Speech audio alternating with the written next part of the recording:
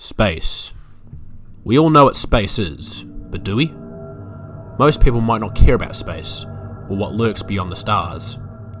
Most people's understanding of space may only be sci-fi fiction, and these audio recordings and pictures from other planets many astronomical units away from us. Space and the ocean.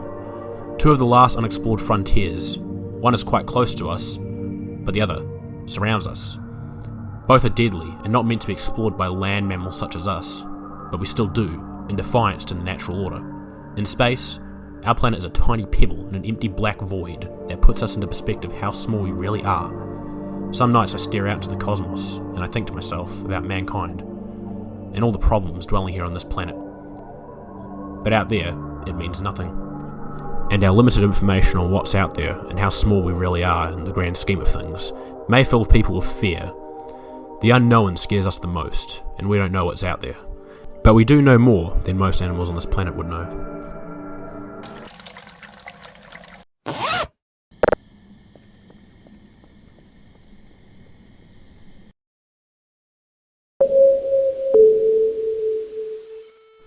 Edgelord alert! Okay, that start was a little on the deeper side, but this topic is something I think about most nights. Space is quite cool when you really think about it. And I also have a school report thing to do, and my teacher said it could be a video. And I love to make videos when I have the excuse to. And it's been a while since I've made another quality piece of content. I've been busy. Anyway, we're talking about space today. Space. What is space? Well, to tell you that, we need to go back to the beginning. The Big Bang, Bazinga, all these cool things get created, crazy space dust. And small but pretty big hot lava rock crashes into another bigger hot lava rock. And now we have the Earth and Moon, but hot. It was raining rocks for a while, then raining rain, then the world cools down and now we have the ocean. And after a few volcanoes later, now we have land. And all this water along with all this crazy space stuff from before created life. Anyway, evolution, blah blah blah. You're stupid. No, you're stupid.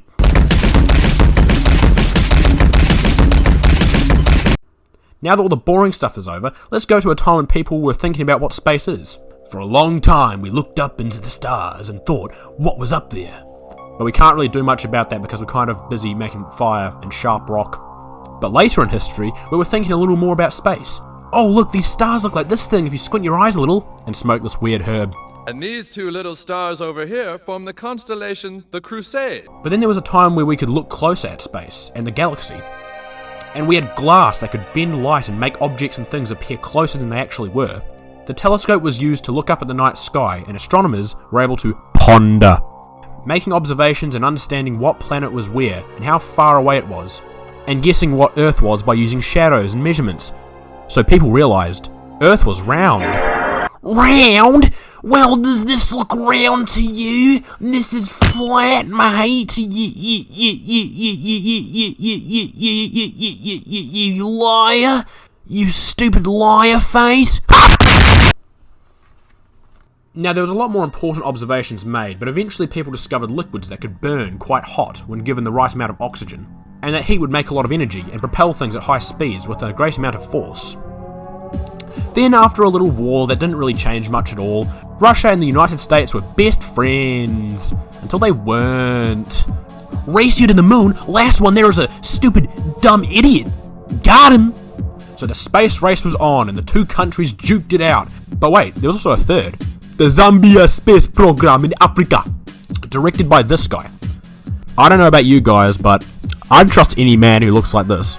They were doing groundbreaking research, the likes of which America and Russia could not compete against. So it was quite the race. 3 countries all fighting for who would be the first to land on the moon. So after some trials and tribulations, just a couple, Russia sent the first dog into space. They sent a few actually. Not all of them came back alive. Until they sent a man, and he came back alive. Then America sent a man, and he also came back alive too. But who would win the space race? Who would land on the moon first? America! America always wins! They planted the flag on the moon, took a rock or two, took some pics, and then left, leaving a flag, some footprints, and the lander for the ship, and this. On the moon, under the gold blankets of the Apollo lander, which remained after they left, the first art exhibit on the moon, drawn on a 19 by 13mm ceramic tile. Fuck you Americans, I'm not using your wacky measuring systems. And yes, that is what you think it is. After some more space shenanigans, we just kind of got bored of space travel, mostly because it's not that easy, and it's quite dangerous. But we got people living up there doing things. We have some space sounds.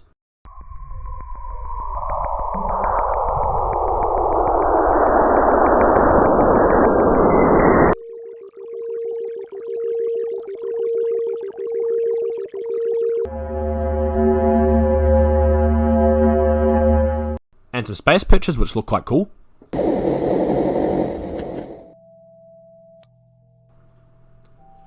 And people are sending robots and rovers up there to do our dirty work for us. Beep, boop, robot noises. I am here to take American jobs. And down here on Earth, we have some people yapping about colonizing Mars and other planets, which is like, cool?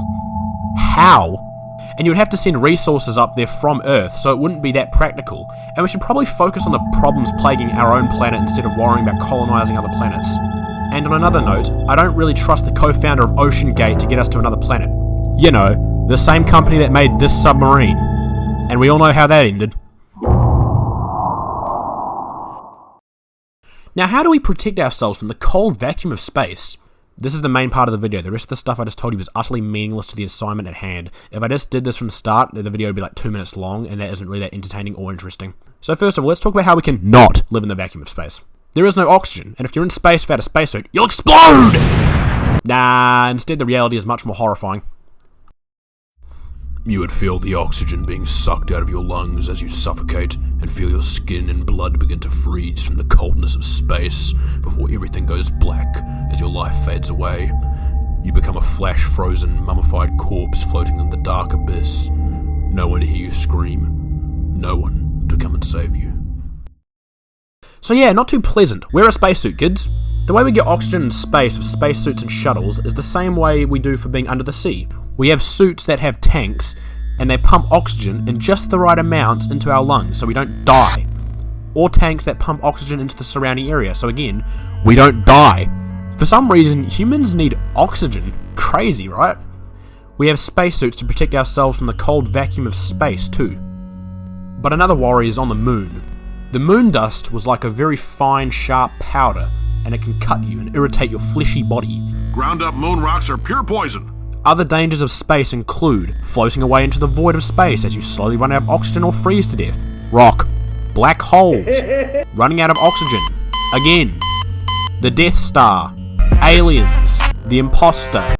Okay, maybe not those last three, but the fact is that you're in space and you're probably not with many people, so if something goes pear-shaped, yeah, you're probably screwed. There may also be a problem with the craft used to get you back home. In fact, when the first men walked on the moon, there was a chance that they might never come back. If they were not able to reunite with the command module, they would be stranded, stuck on the moon, knowing that they can never return back to Earth, and will either starve to death, run out of oxygen, or take their own lives. That is a horrifying thought, but luckily they were able to make it back to Earth safe. But it shows how unfriendly space can be. It's not an environment meant for us humans, or most living things for that matter, so it should always be remembered that space is quite scary and dangerous, but also beautiful. Space has some cool stars and brilliant supernovas that make the sky look like different colours. On that note, in about 4 billion years from now, the Andromeda Galaxy and the Milky Way Galaxy will merge and become one galaxy. And the night sky will go from this, to this, to this. That's what it's speculated to look like. And it would be quite cool to see this in person, but most likely we're not going to be around to see it. But hey, at least we can enjoy the stars in the night sky that we have today. That is if I can see them due to the light pollution because my neighbour has a fucking porch light uncut! Also, I live in civilization. Towns, cities, and all these places that have a lot of light and most of them just shine right up into the sky, making the sky black. Meaning us townies or city boys can't see the stars. So if you like stars, live out in the country.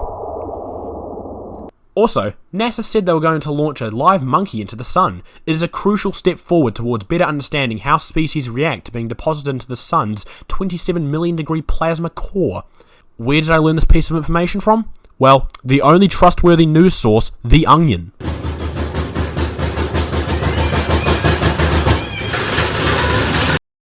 Space is quite interesting when you look into it. Space is full of crazy rocks made up of all sorts of things, water, gas, possibly even elements we haven't even discovered yet. But there are still many mysteries to discover in space. The one problem about space and space exploration is the sheer distance between each planet. When you look up at the sky and you see the stars, some of the ones you are seeing aren't even there. They've been burned out long ago. But light travel is different. When you turn on a light in a room, the room lights up in less than a second. So for a star to still cast light in the sky on Earth, with the star itself being burnt out thousands of years ago, really puts into perspective how far away things really are. And that's where the word light years comes from. The light takes a whole year to travel to its destination. The distance to some planets, in fact, could take years, decades even. Imagine returning to Earth and finding out that so much has changed while you were in space.